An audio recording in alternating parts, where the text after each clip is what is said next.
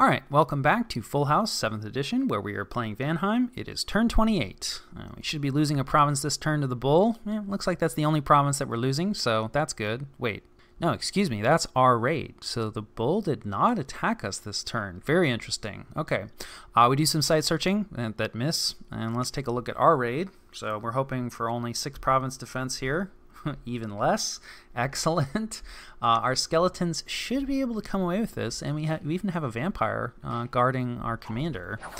Can't combine the vampire with the skeletons because you cannot combine mindless and, I don't know, thinking units, I guess. The vampire has a mind, the skeletons not so much. Those guys can't be in the same squad together, and we come away with this without very many losses. Yeah, we actually only lose 1 skeleton, so this works out much better than I expected, and it just goes to show that, like, you want to make attacks. If anything, I probably haven't been aggressive enough. I don't know. It's an easy thing to say now. You know, again, we've talked about with the berserkers. When you lose big. So it really is terrifying. Speaking of losing big, right, and terrifying, both sides here. This is a very similar battle to what we just saw. So TNG is coming right back in, right, and feels, you know, pretty good about the situation, I guess, about the results that they got, and I think that's reasonable. A bunch of imp summoning coming in, but, like, yeah, they're getting hit with awe, and I just don't think they don't have the damage output. Yeah, they can't really deal with this 32 protection, so really, if anything, like, they're just going to provide a shield. Not that the Oreopata really do much better, but they are going to do better than the imps. They're more likely to break through, and, like, yeah, this is going to be another scary battle for Sarmatia. Not without risk for TNG, right? Because you never know what gets brought up. Yeah, again, not a lot of advance and cast spells. The warrior sorceresses, okay, so there's some advance and cast spells, definitely. But the warrior sorceresses they're good thugs, but they're not very good spellcasters, right? Like, they have a lot of ones. That's all they can get is ones. They can get, oh, I lied. I'll have to double check, but I'm pretty sure N2 is the only 2 that they can get, which is not a super strong combat path. Having played some Sarmatia just in single player, they're definitely a nation I'm interested in. I find that these warrior sorceresses are pretty underwhelming as casters. You know, eventually you can get things like Frozen Heart, you know, that make them a little bit better. It's not like they're worthless, but they really are better thugs, I think, than casters. So having them on advance and cast spells, right, they're doing like Fascination. This is just going to confuse the god potentially. There's some decay happening. That's probably from the Smite, I'm guessing. I'm not actually sure where the decay from. They do get some Death Wizards, Sarmatia that is, yeah, so maybe this fellow casts some decay. Death 4, definitely a scary path, definitely relevant, but I don't think Sarmatia has the research yet. So, yeah, I think this is going to be a pretty similar battle to what we saw before, and it's probably going to time out. So the Pretender definitely has taken some damage, and, you know, and trying to roll through and figure out, I imagine it's probably the Smite, although you can see that, you know, the Kami definitely resisted a Smite here. Mostly this is just the imps doing a bunch of nothing, is what most of what this battle log is. So, you know, we really can see that, like, the imps, if anything, are helping out TNG, I think. So while there definitely has been some damage, and there's no regeneration on this Pretender, right, so it's not impossible that she die. She has taken an affliction, mute. That one really hurts because it halves magic skills. Though her magic is still relevant, right? She's still able to cast a lot of the spells that she's going to need to. So that one really hurts, but it's not the end of the world. And I don't really see Sarmatia being able to come. Well, okay, there is some damage chipping through. But regardless, I think it's going to take a long time. So we're going to skip ahead and see what the result is. Ooh. Ouch, there you go. So the Kami of the Sun was killed. Did kill a lot of units, right? About half the Oreopatas die, which is definitely relevant. They also lose a warrior sorceress. Not the end of the world, but it hurts. The rest of the casualties, not really so important. But losing the Pretender, that could be a big deal. We haven't really seen a ton else from TNG. We did see them lose, you know, a good chunk of their sacreds and kind of a smallish army initially fighting Sarmatia, and I imagine they're building that back up. But, like, yeah, this is definitely painful. I'll take a look and see what killed the Kami. So this might be what did it. For whatever reason, the Kami decided to fly to a new spot, and where she landed surrounded by the Oreopata. So this is definitely a more dangerous situation for her. And we can see that, you know, she stacked up a lot of poison damage and a good amount of damage. So she was definitely getting chipped before, but now I imagine the health is going to drop precipitously. So I'll let this run some more and, take a look. Well, there you go. I was maligning the spellcasting ability of the warrior sorceresses, but here's 12 points of damage from Freezing Touch, which is not a spell I really have any experience with. I imagine, you have to be in melee range. I don't think this sees a lot of use, but just goes to show, wizards are dangerous always. And, since the kami is surrounded by a lot of different units now, this warrior sorceress is probably going to be able to survive and be able to get off quite a few casts of this.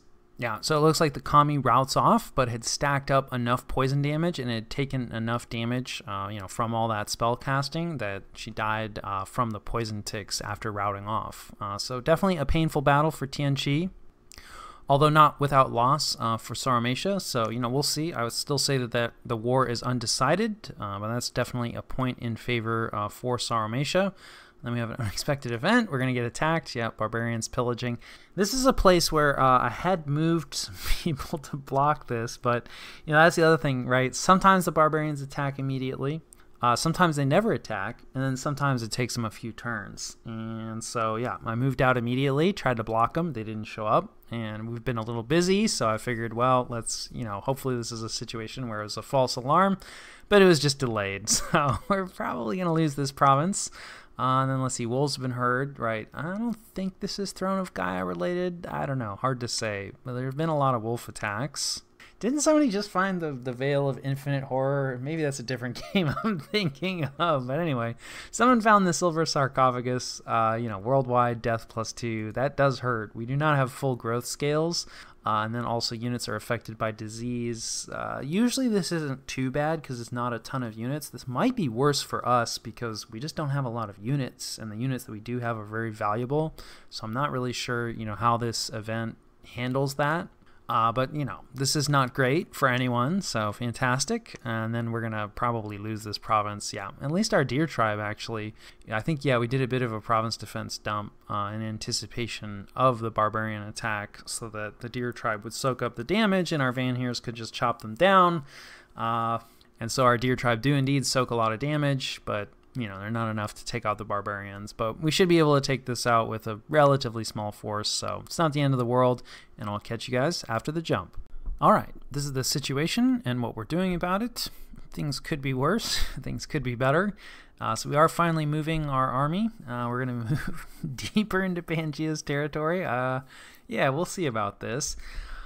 This will cut off their options for moving reinforcements into Pangea itself. I mean, that said, there's mostly just Meniads here, but we won't really stop the Centaurs. I think they're fast enough; they can make the move. The Pan maybe is a bit of a wobbler, although with their forest survival and they are fairly large, they probably can make the move. But we'll at least cut off a lot of the regular troops since now they'll have to move through hostile territory. And Pangea may also be concerned, about running into our army, right? We've definitely established over the last couple of turns that we don't mind hanging out for a turn, right, to try to catch counter raiding. So, they may not be inclined to try to send units through or units into a province where there's a fair chance that our army is just going to hang out. However, the plan, we'll see if it sticks this way, the plan is not to hang out. So this will hopefully bait Pangea into sending some of their forces north. Now we're not sneaking, we're attacking with everything, so we're probably still going to hold everything in place. Especially too, we're gonna go ahead and ping. I should have pinged a scout off of his capital a few turns ago, because usually if somebody pings you, that means an attack is likely to happen the turn after. So this is kind of giving our hand away, but then again, we've spent a lot of time on the border with their capital, so they may, if they haven't been patrolling, they may not change that behavior just because we bounce a scout off of it. But the plan is to attack their capital next turn. Yeah, I mean, this is risky. Obviously, they've had plenty of time to build up a lot more White Centaur. Our Sacreds, have done pretty well. We'll see what the province defense investment level is.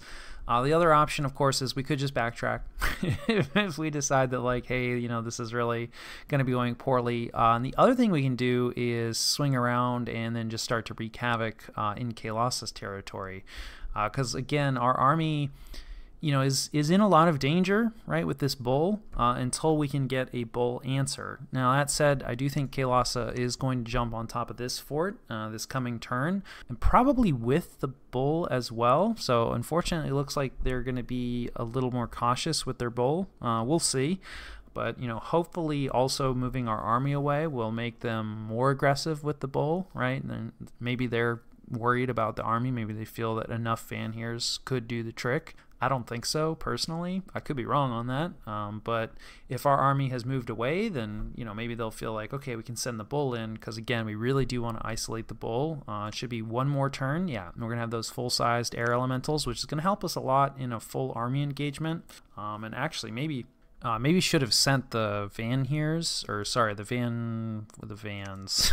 Everybody's a Van here in Vanheim. A Van Jarl. Should have sent the Van Jarls a little closer because, basically double dipping because we want them to summon air elementals. I wonder, can they? Okay, that is one nice thing about being elves. You're really fast. So they can one turn move, and we probably will do that.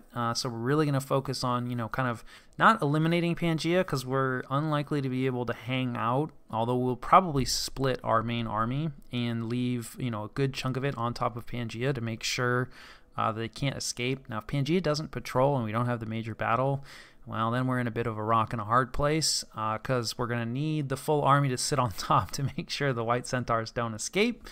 But we're also going to have, a major army coming after us that we're going to have to deal with. And while, we do have a little bit of recruitment at home, a few Vanhears, we don't really have a whole lot. So anyway, all this to say that I don't think we're going to be able to hold this fort. So we're pulling all the non-stealthy units out of it, which, yeah, I mean, this is painful, especially since we built a temple here.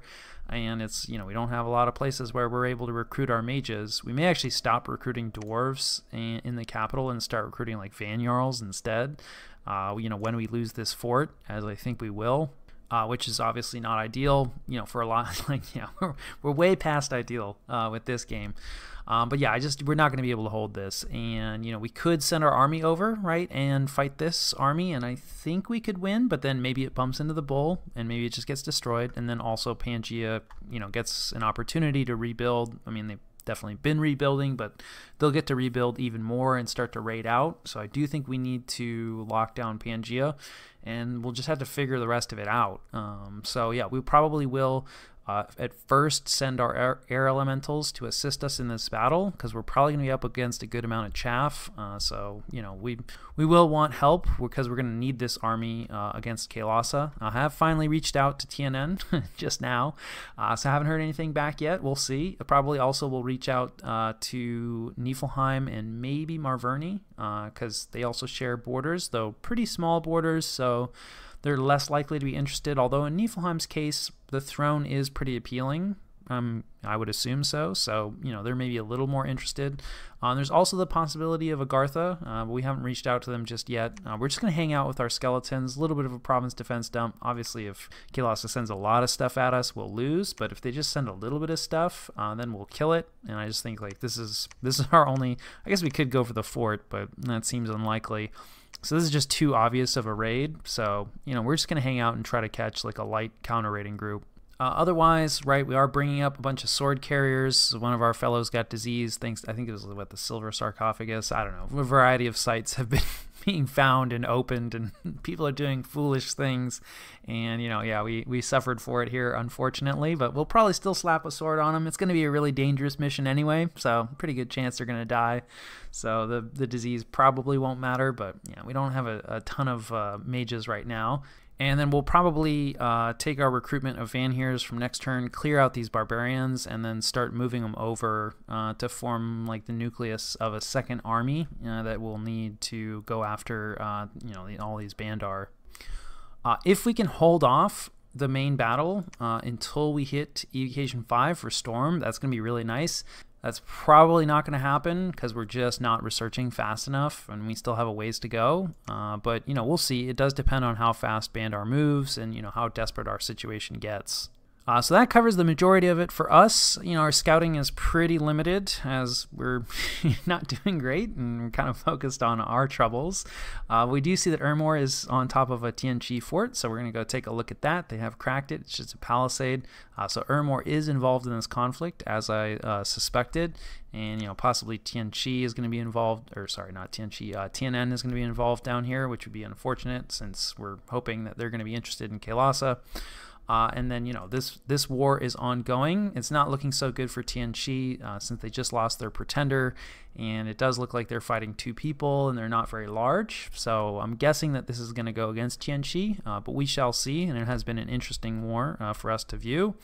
And then the capital for Fomoriya has been cracked by a pretty substantial army, so we'll probably see a storm there next turn, although this fort is now completely unlocked, which is interesting. And then, the birds have relocked down Arcocephale's capital, so we're sending our scout back in. We're rooting for Arcocephale here, definitely. We really need that to continue. This has honestly been super essential for us. I think if Arcocephale had, decided to go AI or, had lost a battle and this war was over, probably we would be dead, because I think that we're the next logical target for Calum in a lot of ways, just because we're already sort of in trouble. I do think our Sacreds would stack up pretty well to what they're up against, and we haven't actually taken a ton of losses, but I just think our size, being as small as we are, and their other neighbors, they could certainly get involved to the south potentially, but is probably not very attractive, being relatively large. And then to the north, maybe. But anyway, there's all that to say there was a good chance, still is a good chance, that Calum will come after us once their war is finished. So yeah, we really want this to keep going. And I think that more or less covers turn 28.